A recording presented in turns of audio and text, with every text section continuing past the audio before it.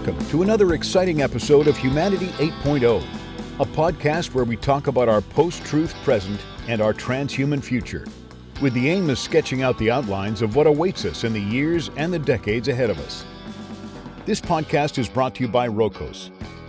Companies with limited IT budgets and personnel can now get the same cybersecurity protection as big enterprises.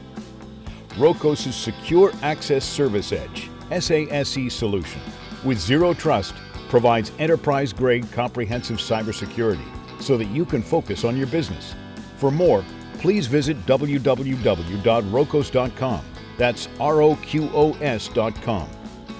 And now, here's your host, Dr. Ahmed Bouzid, founder and CEO of Witlingo. We as human individuals living in society, we need to act and to do things. I need to buy stuff. I need to buy fish, and I need to buy organic food, and so on, right? And let's say if in our household everything is organic. My wife is one of those radicals, right? Everything is organic, right? And so we were having a discussion about, well, how do you know that it's actually organic? It has the stamp on it, right? And she's very skeptical, but she's and you'd like her. She hates experts, right? And so organic. So you have to look at it very closely, because sometimes they will say organically flavored, right? So it's not necessarily organic and flavored, right? So here you have somebody who is very discriminating, but she needs to buy organic food. And where does she go to buy organic food? And whom does she listen to? And how does she vet, right? She doesn't have time to vet stuff like that, right? As much as she wants to. So then it becomes a question of, we need the experts to make decisions, and we need to have a level of trust in some folks. And there are some decisions that are harder than others. Some of them where you can do your research, you can be informed and make the decision. Others, there's no way really for you to know whether something is organic or not, other than to inspect and to make sure that these certifying agencies are legit. So those are two things. One is the expert as a tool, so to speak, and the other one is as a human being living in society. How do I make decisions without experts? Yeah, but but these two things have something in common. I want to draw attention to it. It's something else I don't particularly like about the whole expert culture that you're talking about here, is this business of trust. Which is a hostage to fortune, basically. The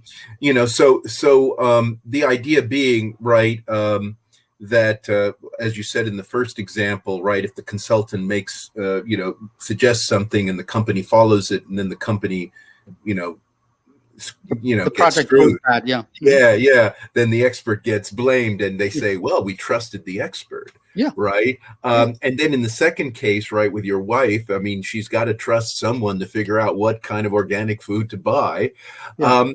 Now, it seems to me the problem with the idea of trust, right, in these contexts is that it somehow displaces personal responsibility for the judgment. OK. And that's the thing, in a way, I from a moral standpoint, what bothers me about expertise is, in a sense, you're sort of not taking. This is where the Protestants were complaining about the Catholics, right? What Protestantism didn't like about Catholicism was that your spiritual life was in the hands of a priest, right? And it wasn't you encountering the Word of God directly, as it were, staking your life on a certain reading of the Bible that may either save or damn you, which is the Protestant way to go. That's why evangelists are the way they are.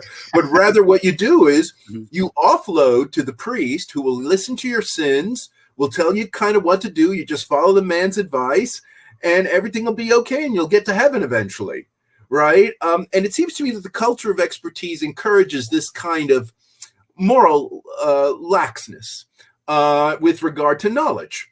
Right. And it also, and if you take it really seriously in the long term, especially all these people out there who keep on saying that we live in this incredibly complex world that's just getting more complex by the day, and people know, less and, more and more about less and less, and we have to be trusting someone else for almost everything we do. Right. This is kind of there's this logic, as it were, this kind of inexorable logic of expertise as being part of the, you know, the growth of knowledge, that what it ends up doing is it ends up infantilizing, you know, human judgment, because basically it all just ends up turning out to, who do I trust? Where is daddy? You know, and it seems to me that this is not what the Enlightenment was supposed to be about. Okay, when the Enlightenment was about, you know, free inquiry and the, you know, and the free pursuit of knowledge and all of this wonderful stuff, right? The last thing these guys were imagining is that we would live in a culture run by experts where we're dependent on them for everything we do, right? But what that means is if we're not dependent on experts in this kind of way you've been suggesting, then people have to take risks. Right. And I think this is where it gets kind of interesting and tricky, because obviously it's one thing, right, for, let's say, your wife to, as it were, use her own judgment to decide what organic foods to buy. And, you know, they may be good, they may be bad. And, you know, part of what goes on when you make judgments like that is you're involved in a kind of learning experience, right? So she may, in fact, buy the wrong kind of food one time and she'll figure it out, right? And then she won't do that again. She'll buy someone else, right? And there's a sense in which, right, this is part of taking personal responsibility for knowledge, is making judgments and then sometimes being wrong about them, and you realize that and then you correct them. Right, that is part of the, you know, the empowerment aspect of knowing. Unfortunately, of course, there are certain kinds of judgments, right, where in a sense we need something like consensus as a society in order to move forward. And so, you know, if you look at the pandemic, for example, right, and you have all these claims going around about vaccine. Is the vaccine safe? Is the vaccine reliable? Is Bill Gates putting a silicon chip in the vaccine, right? You know, I mean, there are all these crazy claims going on, but there it actually does make a difference, right, what people believe, because we're talking about something that has a kind of collective effect. Right. So if you've got a population where not everyone is vaccinated, or where most of the people are not vaccinated, and this virus is real, right? Then there could be some really, you know, detrimental consequences. And also, I think with the climate change issue, there's something to that as well, right? Where there's a sense in which you just can't have people having their own point of view on the matter, that at some point there needs to be some kind of consensus, or at least, as it were, a consensus, at least from the standpoint of the ability to have concerted policy. Right? I mean, it doesn't have to be a consensus in the sense that everybody believes exactly the same thing about what's going on, but rather a consensus that actually leads to, you know, collective concerted action. But what's the and that's and for me though, that's politics, right? I mean, in a sense that is a political issue. And part of what a liberal democratic society has to sort out is what kinds of knowledge decisions can be left to individuals to take at their discretion, and what kinds of knowledge decisions, in fact, need to be in some way collectivized, right? Okay. Yeah. And I guess the question is, consensus. But what's the mechanism for getting to a consensus, right? You know, where doesn't somebody who knows their stuff have a role here? Look, yes. I mean, no one's the point is, if we're talking about climate change, climate scientists clearly, right, are very important players.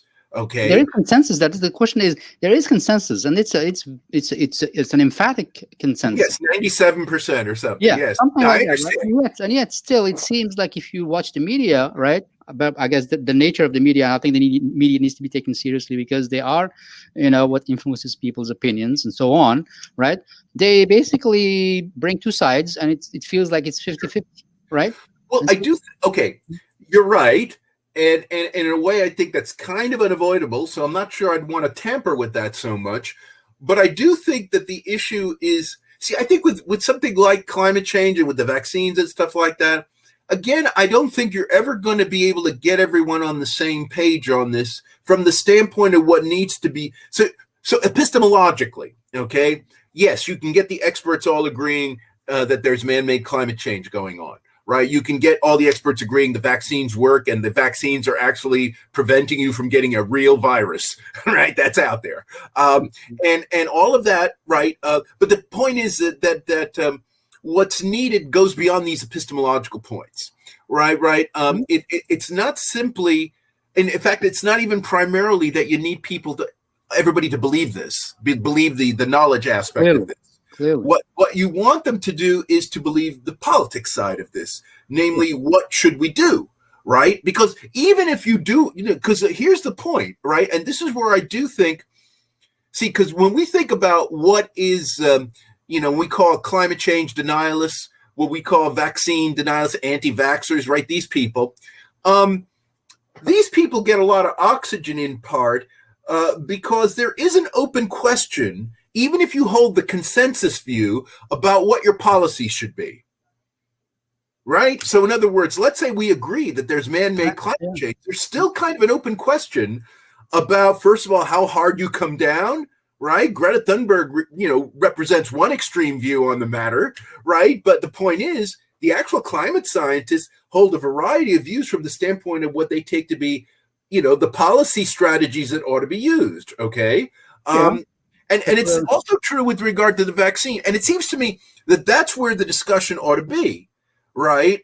In other words, we shouldn't be spending so much time trying to convert people to the knowledge points, right? So because I think one of the rhetorical problems that I think the scientific community has when dealing with these, with what are complex political issues, is the scientific community tends to want, as it were, the judgment to be science-led in a literal sense, right? In other words, they're not going to take you seriously from political standpoint unless you start by saying, yes, I believe in man-made climate change. Right, yes, totally. Right, and the point is you can't start there. Of course, yeah. Go ahead. Right, I mean, and I think politicians actually understand this, okay? Well, I'll tell you what, I don't think politicians understand that, at least the Democratic Party politicians understand that, because we've seen the last 4 years, what they've done, they've stated the facts and said, how can you not? No, for sure. No, I would, no, okay, I see where you're going with this, yes. Right? And so, I mean, if you leave it to politics, I go back to my very first point, right? Well, sure, the Democratic Party is in the pockets of technocrats. Well, okay, well, I mean, the politics is the sum total of the political players, right? So we have political players who are democratic, and we have a spectrum of them. Obviously, I'm not going to just have one label. And we have Republicans, and I don't think there's much of a spectrum there, really, right? But the ones who are winning are the ones who just are ignoring totally the truth and are playing very well. Okay, but but that's a different. I think, but now we're entering into a different kind of problem. No, you said that in the political era is where things are going to be resolved. Yes. And what I'm saying is my initial point, which was, isn't the one who is the savviest in terms of media and in terms of who has the most dollars is the one who's going to win, regardless of the truth content of whatever you're saying? I think we saw it with. That may well be true, but what's the lesson of that? The lesson is for the good guys to get smart. Exactly. Is to get smart in I'm a fan of Rachel Maddow, right? And I watched every single one of her shows because that was my therapy, right? So to speak. But towards the end, the last year, right, I got tired and I got frustrated because she was just she insisted that the way out is facts and coherence, cogency, and there was nothing strategic, in terms of action. And so I go back to my first point, which is, doesn't it all come back to to the savviest media players out there who can manipulate? Well, I mean, yes. I mean, but the point is, it doesn't have to just be few people who have these capacities. I do think one of the problems with the holier than thou kind of expert culture in which we live, right, is they really do believe that their expertise will sell itself. And right? I think absolutely. And I think that's probably for me, that's the most powerful point, which is, isn't it ironic, right, that your most powerful weapon that you think you have in your arsenal is the thing that's keeping you from moving forward, right? It's because see, it's a performative problem, you might say, in the sense that in a democracy, this is the first point. Experts have to realize that they're ultimately operating in a democracy. they are not operating in an authority. They're not operating in Plato's world, right? I mean, if we lived in Plato's world, then these experts, they'd make perfect sense, right? I mean, people would listen to them all the time and everything would be cool, right? But we don't live in that world, right? We live in a democracy, and you have to always use that as the baseline, right? Which is to say that every member of the public is worth persuading, is worth convincing, because in fact, at the end of the day, you're going to need them, okay? And so you have to think about how they think. You have to think about their starting point, and then you move them as far as you need to move them. And you don't necessarily have to move them all the way over to your position. You don't need to teach them everything you know, okay? But you need to move them far enough, right, so that you can end up getting what you want. And it seems to me that's strategy, right? I mean, but it requires that you understand who you're dealing with.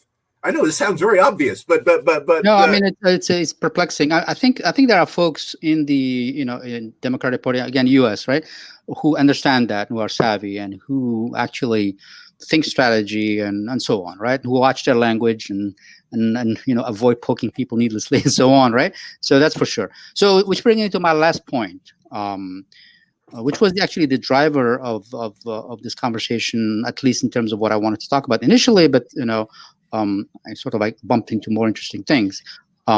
Anyway, so let me read this here. Assuming that you agree with the proposition that marketing and positioning, right, which we just talked about, are important if one wants their ideas and the programs to take hold. I'm not seeing a branding and marketing positioning strategy in your push.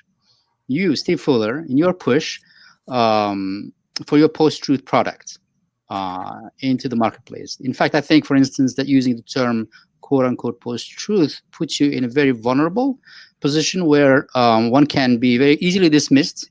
They can say, he's one of those who's promoting a world without truths, right? As a relativist, as a nihilist, as an anarchist, as a reactionary. And so the question to you is, okay, you believe that one has to be savvy, right? Has to position themselves and market themselves and so on. Do you think that the way you are marketing your ideas is savvy and so forth? Yeah, I mean, yeah. I mean, let's put it this way. I think if you hold the views I hold, there's not going to be any neat way around this, right? I mean, people are going to figure you out after a while, okay? And so my strategy has been over the years, increasingly, is to just be in your face about it, right? Because if you look at, because here's the thing about post-truth, right? I mean, most people who talk about it hate it. And not only do they hate it, they also think it's kind of superficial. They think, they think Donald Trump, right? And they think, it is just about emotion, right? And so not only do they hate it, they also have very superficial understanding of it. Interestingly, of course, these very same people just can't let go of it, right? I mean, they do think there's something, if this thing was as stupid as they claim to be, why do they write so many books about it, right? I mean, that's right? I mean, so clearly it gets at something, right? It gets at something. And so my view is to embrace it, and basically try to show that it is in fact deep, and that all these people who are aggravated by it are in fact aggravated by something much deeper, right? Which has been bubbling under for a very long time, and in fact is very much part of the narrative of Western culture. And so part of what I want to do is, in a way, create you might say a kind of you might say culture clash, in a way, right? Where here I am talking about post-truth and calling everything post-truth, but then invoking the sophists and Plato and, bringing in the whole canon of Western culture to show, look, guys, we've been heading this way a long time. And also by making post-truth synonymous with democratization, right? Because these are all things that all these guys want to kind of keep separate. They want to make it look like, post-truth is just this recent aberration, right, that in some ways undermining democracy and going against what Western civilization's been about. Whereas I'm saying, this is an outgrowth of it. It's a logical conclusion. No, I mean, I think the substance. So I started from, what is this guy talking about, the post-truth and so forth, right? And I had to read your books and engage with you to get to understand and agree and so on, right? But folks don't have time, like, or are not crazy like I am, right? In terms of getting engaged with somebody as brainy as you are, right? And so they just basically, they can be easily manipulated, right, by folks on the other side who actually, love to write those books, because those books sort of get traction because folks are easily, can be manipulated. So I guess a question to you would be, why wouldn't, instead of saying post-truth, you'd say democratic truth, all right? Or it's not as much in your face, but it may be, perhaps it may have more. Go ahead. Because it's Habermas and all that bullshit. No, the problem is that there are a lot. There's a whole strand of thinking that talks about how democracy is the road toward the truth and all this, and it never ends with post-truth, right? I mean, it ends up being basically a more or less defense of the establishment. And that's one real problem with democracy as a concept, I would say, nowadays, is that it has been colonized in a way by a certain kind of academic understanding where, we are engaged in consensus forming processes that, ideally speaking, resemble something like a university seminar.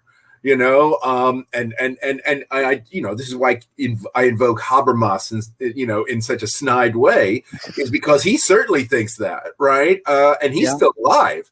I mean, and you see, I think if that's the image of democracy that you have, because look, I've been on panels with people. I'll tell you right now. Yeah, that I've been in panels with people who claim to be defending democracy as the road to truth, and if you listen to them in detail, right, what they actually think democratic discussion is like, the so-called deliberative democracy, you need a PhD to participate in it, right? I mean, it's not real people talking to each other, okay? Let alone on the internet, right? Or on Facebook or something like that, right? In fact, I actually got into an argument once with one professor at Cambridge, who was talking about John Stuart Mill, okay, who I have a lot of time for, and great defender of liberalism and all this, and actually did believe that, free discussion was the way by which we would arrive at the truth and all this.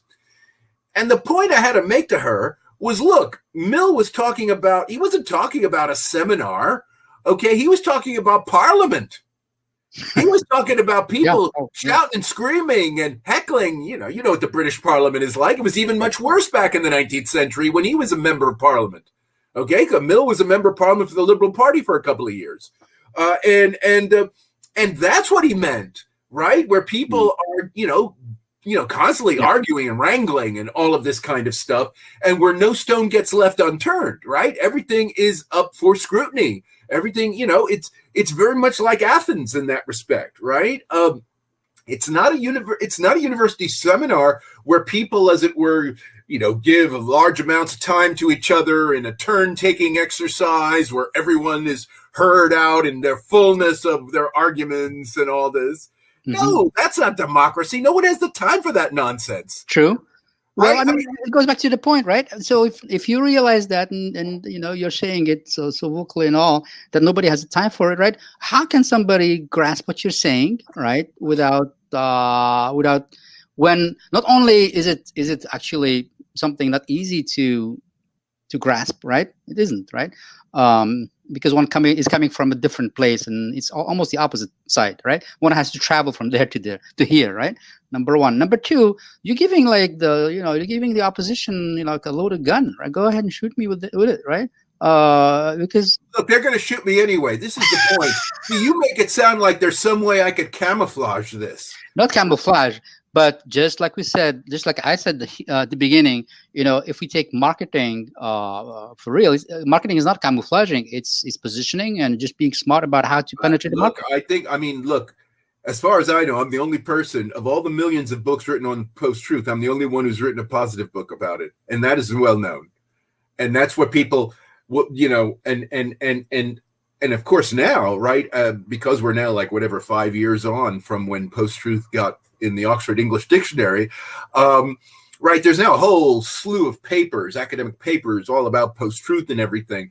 And I can tell you right now, my book is always being mentioned because I'm the outlier, right? I'm the guy that, and so they have to explain this, right? They have to say that's strategy. That's good. That's good. I mean, I'm getting something new here. yeah. I mean, because the point is, like you say, everybody has already a conception of post-truth, and most of the stuff out there just reinforces that conception, right? That's why these books can be generated so much. Okay, but then if you write an article, right, trying to assess what is the significance of post-truth, and you start reading all this stuff, then you run across this guy Fuller, and he's like taking it in a totally different direction. Right. Okay. And so even if they disagree with me, and a lot of them do, of course, I'm not saying I'm winning people over this way in any literal sense, they nevertheless realize, right, they got to spend time dealing with you. They have to spend time, refuting you. They have to spend time, somehow engaging with you. And there you've won the battle, right? Because you're not ignored. I see. Okay. Well, I mean, as they say, if you don't differentiate, you die, and you're differentiating. And so I respect that. That's definitely a marketing strategy. In fact, the best strategy is to differentiate. You're not, like they say, if you start selling on pricing, you're dead, right? So, right. And you're not. Okay. So let me end with this. I'm going to call it, this is a segment I'm introducing. I'm calling it Dig a Slogan. Okay. So if you were forced to come up with a slogan for your position, what would it be? A slogan that I can put at the back of my car as a bumper sticker. That's really hard. I mean, because do you want to suggest something to me? Yeah, I can suggest something to me. I think I tweeted this one: play to win, not to prove. What did you say? Play to win, not prove. Not to prove. Yeah, that sounds good. Play to win, not to prove. Not to prove, right? Don't think that you're gonna win by convincing someone, right? That's good. I like that. Win. Just go and figure it out and win. What would you come up with, right? No, that's good. I like that. Let's run with that. Okay. So if I were to create a bumper sticker, right? Why don't you say it so I can do a quote unquote Steve Fuller? Okay, so what? Play to win, not to prove. Okay, you've said it now, right? So if I've said it now, and you could, you can quote it, and I can put under, dash Steve Fuller, and you'll have. That's right. This is what is this sort of charitable plagiarism? It's really your idea. No. This is somebody who now has been not converted, because I don't think I was against it, who understands where you stand. And it's somebody who always wants to, go mainstream with whatever is important. So I want to see if I can start tracking, That's cool. And it's as you know, it's not going away. It's not going to go away. No, that's the whole point. Is how do you start getting traction? I think it's getting traction for sure, right? But it's in a very confined world. And how do we break that into getting you on C-SPAN, for example, right? Well, hey, look, I mean, whatever you can do is I'm fine with that. I mean, right? So to get on C-SPAN, one has to get some hits in the mainstream, right? And no, I know. I mean, I think the issue. Well, I mean, look, whatever you want to do on my behalf, I'm more than happy for you to do so. It's not like I'm afraid to do it. It's just that I do think a lot of this stuff, in a way, there has to be the right timing, right? So for it, where in a sense an event connects up with the person, of course. That kind of thing. I think that's why certain people get on at certain times and others don't. And the thing is that we have to create dots for people to connect those dots, right? Yeah. Like they see a slogan and they're like, wait a minute. Let me get that guy. What was his name? Steve Fuller. Because I have now a hook, right? Some event or something, right? Yeah. And so, So I'm gonna do that, right? Okay. I'm gonna create bumper stickers. I'm gonna send you a punch. Okay, great. And I'll turn it into a one of my hobbies at least. Well, that'd be nice. Yeah, no, I appreciate it. I can use all the help I can get. Excellent. Well, this has been very interesting conversation. Yes. Yes, I indeed. actually, I think I picked up 3 new points from you, so that's good. I'm always happy when I learn new things. Excellent. Well, we'll meet again next month. I think next month I want to do transhumanism. I think my stand there. I'm still evolving, so to speak. All right. So I want to find a couple of points there where I agree with you at least, and a couple where I have something to say that's mine. Until then, I guess. Do you have anything else you want to say?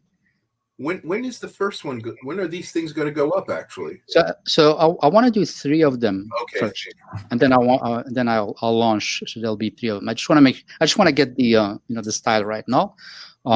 Then after that it will. So hopefully in June the 3 episodes will be published after the 3rd episode. That sounds good. All right. All right. Well, thank you so much. Good to see you. Take care. Bye bye. Take care. You've been listening to Humanity 8.0 with your host, Dr. Ahmed Bouzid, founder and CEO of Witlingo. Brought to you by Rokos.